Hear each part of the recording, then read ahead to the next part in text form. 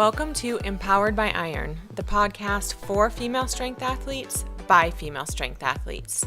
We're your co-hosts, Kristen Lander from Fiercely Field Nutrition Coaching and Mary Morton, PhD student and weightlifter.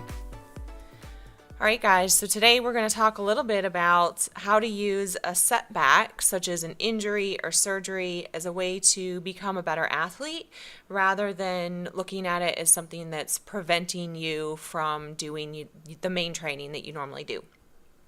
So, what do you think, Mary? You see this a lot with very elite athletes, both in powerlifting and weightlifting. They'll be coming off an injury, or they'll mention that they've been injured, and you're kind of stunned. You're like, but I see you're still training. Why are you not resting? Because when you hurt yourself, usually the first thing you think of is, well, I need to just take a break. Well, taking a break doesn't necessarily mean take a break completely. Right. It just means, take a step back. Like, for example, Kristen Pope, she hurt her hip, or she had something wrong with her hip leading into the Arnold, actually. Her hip was really bothering her. She couldn't do a full clean or whatever, and she worked through it and still had an amazing meet. My coach, she broke her radius and was still training. I mean, she hasn't competed. Well, she did. She just competed, but she didn't do anything for a very long time, but she still worked on other parts to become a better athlete. That's what we're going to talk to you guys today about, is how to use things that look like a setback as a step forward. Absolutely, yeah. And not letting your circumstances prevent you from doing everything, right? So it's really easy to have an injury or be limited for some reason. Maybe it's just a really bad mobility issue that you've got to work through, or you just had surgery or whatever. It's really easy to sit and feel kind of sorry for yourself, like, oh, down in the dumps. Yeah. Eeyore. Yeah, like, hey, I can't do my main lifts, and so therefore I can't do anything, which is probably not the case. I mean, right. I don't know. I'm not going to pretend to know how to work around every single injury, but I've worked with a lot of athletes over the years and have helped them figure out what they can do. And I'm a really big fan of just actively resting a body part. So if you have really bad elbow tendonitis, what can you do where you don't use your elbow? There's a ton of things that you're not going to use your elbow for in the gym. You can work your legs. If you just go to a powerlifting gym or a weightlifting gym or CrossFit and they don't have any machines, go to freaking Planet Fitness. I don't care. Go somewhere and use a leg press machine or leg extension or leg curls.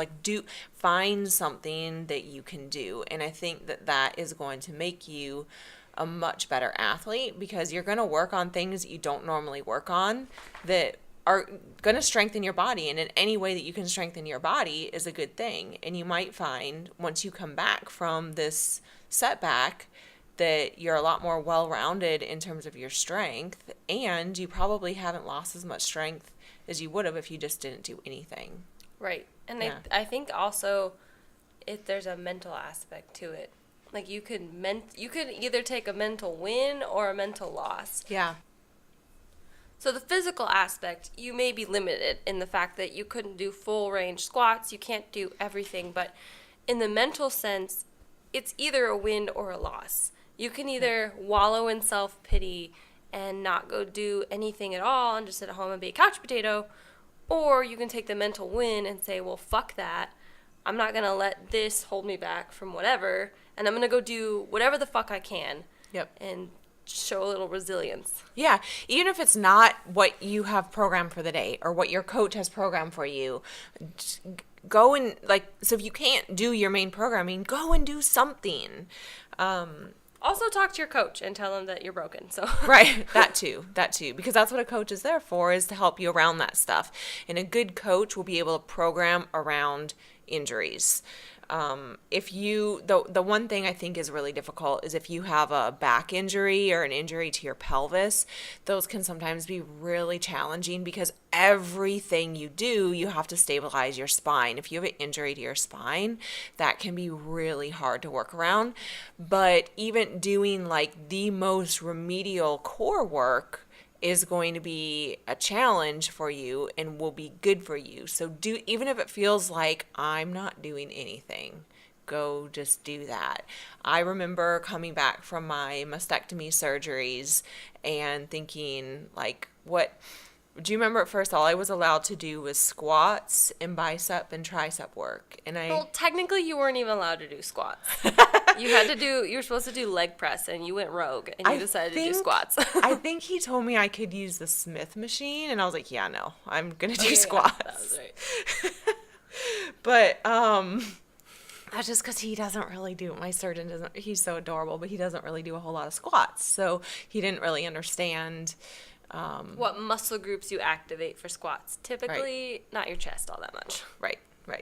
So anyway, but all I was allowed to do was some leg work and some isolated arm work, which I really don't do unless it's just accessory work. But that became the bulk of my training because I was bound and determined to get to the gym and do something. And there were some days where I definitely felt like, this is stupid. Like, I just did this workout 2 days ago because it was a little limited in terms, like, you can only do bicep and tricep work so many ways. Right. It's like, oh, okay. But the key, I think, is that if you are recovering from an injury or surgery, moving your body is very therapeutic. It's going to help you heal. And some of that is just the neuroscience of that, which we might talk about in a future episode. But just moving your body and getting blood flow is going to help, even if it's not to the area that is injured, is going to help you recover.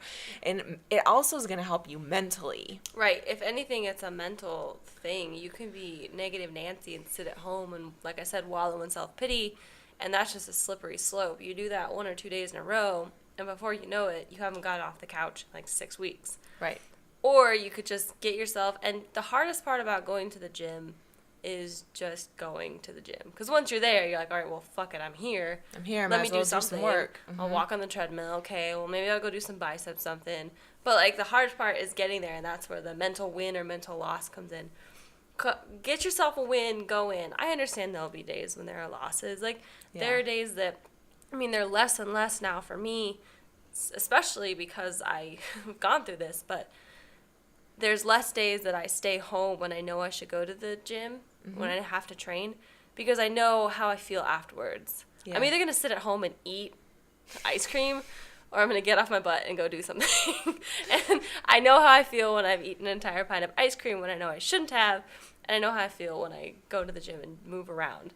So it's a mental win or a mental loss. Well, that's part of the empowerment that we talk about with weightlifting, is that going and doing something that you didn't want to do in the first place but was good for you, there's this whole mind shift that occurs with that, and it is very empowering to say, oh my gosh, I really didn't think I had it in me to do this today, and look, I went and I did it. And sometimes you'll even PR when you do that, and it's awesome, and you're like, holy cow, okay, what else am I capable of that I was mentally preventing myself from doing? Yeah.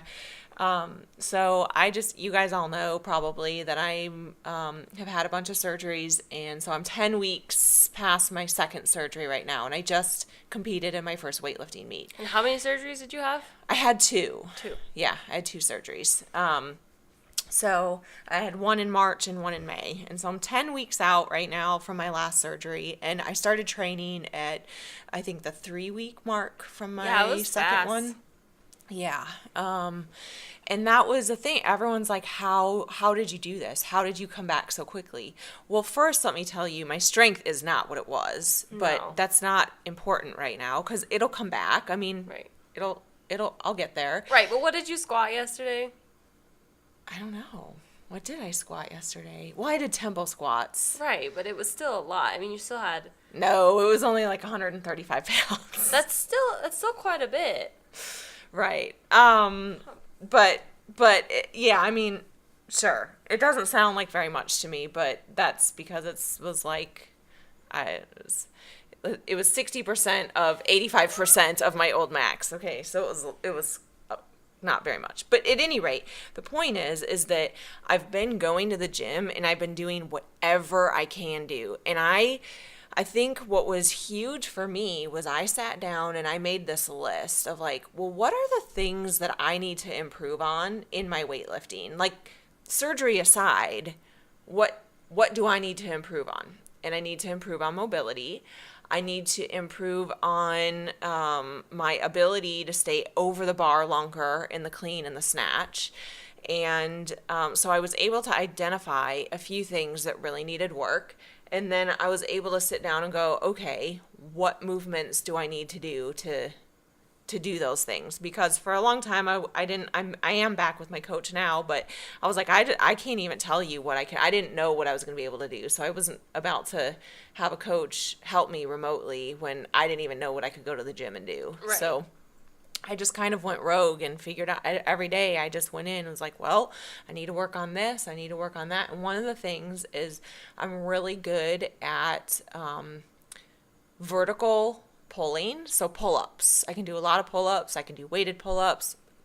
I could do. I'm not there right now. Correction. Could. But my horizontal pulling strength, which you need in the clean and the snatch, was not very good. That's what you need to keep the bar close to you when you're staying over the bar. So basically pulling into your hips. Yep. And so I did a lot of work on that. And now that I'm back lifting, my lifting is better because I was able to take that time to focus on it.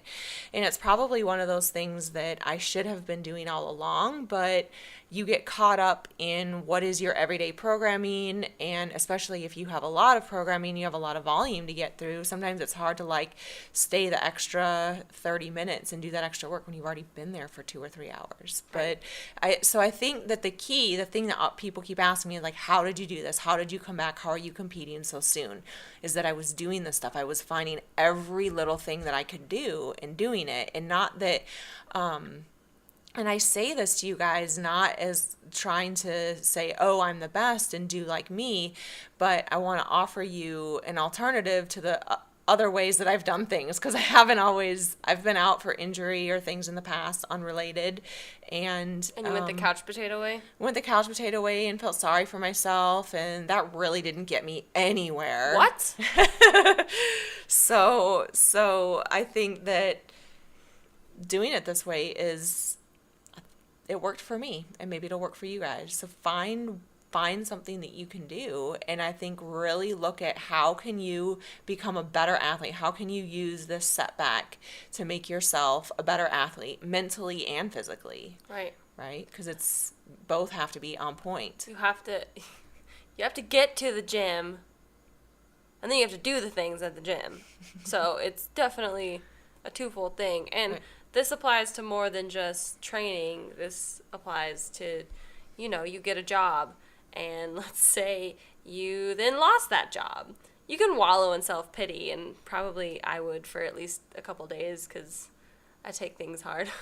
But then you can either choose, like, okay, well, why did I lose that job? Was it because the company?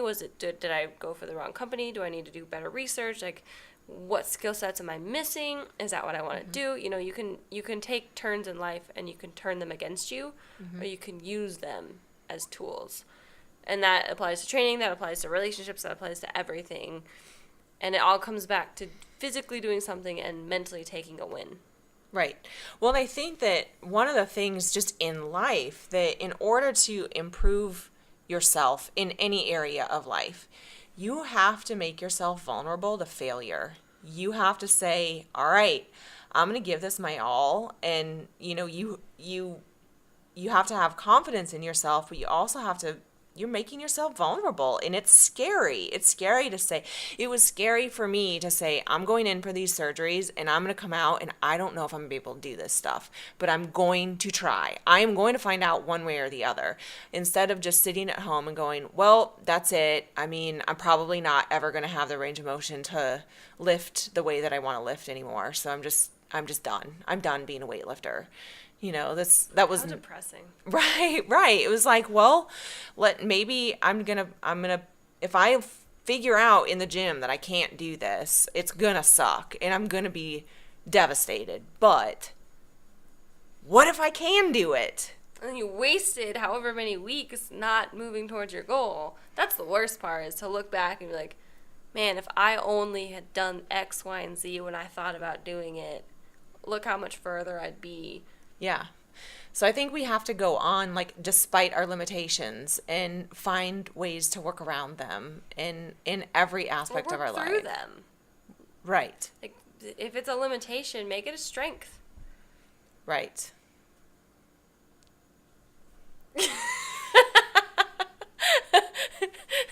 Kristen got all glossy. She's like, yeah. What now? We just solved all the world's problems. We did. That's it. There's nothing left to talk about. That's it. This is going to be the last podcast. There's literally nothing else to talk about. Home, I'm going to bed, and this is it. No, but seriously, guys, ladies, when something like this happens, or you get injured, or something bad happens, I'm sure you've heard this 1,000 times, but find ways to work through or work around whatever it is. So I guarantee you there's always a way. There used to be this guy when I first started going to the gym, and granted I was running like 12 miles a day, which was, it was horrible. I only did it because I thought that I needed it. Like, I had to do that to keep losing weight. Mind you, I was eating like half a gallon of ice cream every day, so. Oh, you could have just cut out the ice cream and not run. That would have been awesome. No shit. No one teaches 16-year-old girls nutrition, okay? That's right. And they should. Oh my God. Why is this not taught in school? Had someone come to me and been like, look, here's a good time in your life, here's a prime time in your life to eat and build muscle, and you will probably stay fit if you don't fuck up your metabolism. Like, if you don't diet, you'll probably stay exactly the same as you are. Right. Oh my God, my mind would have been blown. I look back on 15, 16-year-old me at the gym doing hours of cardio, and I think to myself, why the fuck was there not a trainer who walked up to me and said, what the hell are you doing? Yeah, build some muscle, girl. Let me show you how to squat. Like, let me take you under my wing. Oh my God, girl, you're going to run yourself into the ground. I look back at that, man, and I'm the asshole now that walks up to people. If I see them doing so much cardio, I'm like, hey, what are you doing? Cardio? Cool. What are you doing it for? Like, I will be the asshole because I wish someone was that asshole to me. Anyway, what was I talking about? There was a point to that tangent. I don't remember. I was running. I was a 16-year-old girl. I was running 9 miles a day. I don't know. You lost me at running, girl. I remember. Okay, so I was running a lot. And I kind of would go into the weight room every once in a while. And there was this guy. He was, what do you call it when you can't use your legs? There's like... Paraplegic. So he could use his whole upper body. Mm-hmm. And holy shit, this guy was ripped from his waist up. I saw that guy. He would wheel his chair. Granted, he could really only use machines and like free weights, like dumbbells. Sure. So he'd go to machines. He would lift himself out of his chair into the machine. Granted, he couldn't use his legs at all. Mm-hmm. He'd sit there, do all his reps, and then move on to the next one. Like, that guy, if anyone in the world had a limitation, yeah, he had one. He could not use his legs. He had to take the elevator up to the second floor to use weights. He had a special van that he drove to get there. Like, mm-hmm. He had every excuse not to do it. This guy was fucking jacked. Yeah, and I guarantee he probably has a much better outlook on life. Oh, he was the most positive human ever. He's mm-hmm. so nice. When I finally got into lifting, when I finally started squatting, he goes, "It's about damn time." And I didn't appreciate that at the time. But I appreciate it now. Like, yeah, it's about time I stopped running myself into the ground and started doing other things. But he could have easily just said, well, fuck it. I'm done. Yeah. Can't use my legs. What can I do? Have you seen, there's a meme, and I wish that I could credit the person. I think that it's a disabled vet. I think it's a quote by a disabled vet he has 2 artificial legs, and people say to him, I think he does CrossFit or some lifting. You guys I'm sure you guys have seen it, and I'll try to credit this person if I can find it. But he says, it's a quote, and he says, people ask me how I stay so positive without the use of my legs, and he says, well, I just wonder how you are so negative with the use of yours. Yeah, no shit. Right? Like, you have you have 4 working limbs. There's also this girl who she's a CrossFitter, and she has one arm, and basically she's lost her other arm from the elbow down, so like above the elbow down. And this girl can do CrossFit, and I'm looking up her name right now. Of course, why would it not show up? Her name's Crystal. Crystal Cantu. Cantu. That's right. You can too. You can too. Well, that's one thing I actually really love about CrossFit is that they bring people in that did not think that they could do things. They are quote unquote physically disabled in some sort of way, and they bring those people in and are like, I don't care what the reason, you can still move your body. And I love CrossFit for that reason, because these people have found they've become empowered by iron. I mean, they are doing things that they thought they were no longer capable of doing or ever capable of doing, and I think it improves their outlook on life. Oh, 100%. And it's improving their health, and it's improving their function, because mental health too. Right. If you lose a limb or multiple limbs or the function of them and you don't do anything, you're going to lose strength so quickly, especially if you're young, that by the time you get to be in your 60s, you're going to need a whole lot of help. You're going to be a lot more dependent on other people. Mm-hmm. And so I think that's one of the reasons personally that I like to lift, is because you don't know when this is going to be taken away from you. Yeah. And you don't know how being strong as you possibly can, is going to help you with some completely unexpected event in the future. And so use your body as much as you can now in a way that's healthy, and get as strong as you can so that someday you're able to continue being independent. Right. Which independence is huge. Oh, God. Yes. My 94-year-old grandma, or is she 96? I think she's 96 now. Holy. She still lives by herself. She has lost a lot of her vision, so she can't drive and can't go to the store on her own and all that. But, man, she's still trucking along. She's awesome. And she's rather independent, which is crazy to me. It's all a mindset. It is. She's bound and determined to not. She doesn't want to be a burden on anyone else, and that's right. her. That's that. But whatever your motivation for being independent, go for it. Just fucking do it, man. All right. Don't let your circumstances, don't let things hold you back. Find ways around it. And if you guys have any questions, you can email us at empoweredbyiron@gmail.com. Find us on Instagram at empoweredbyiron. You can check out Kristen and her Fiercely Fueled Nutrition on Instagram. And I am on Instagram as Told by Mary. And that's it. Bye, guys. Bye, guys.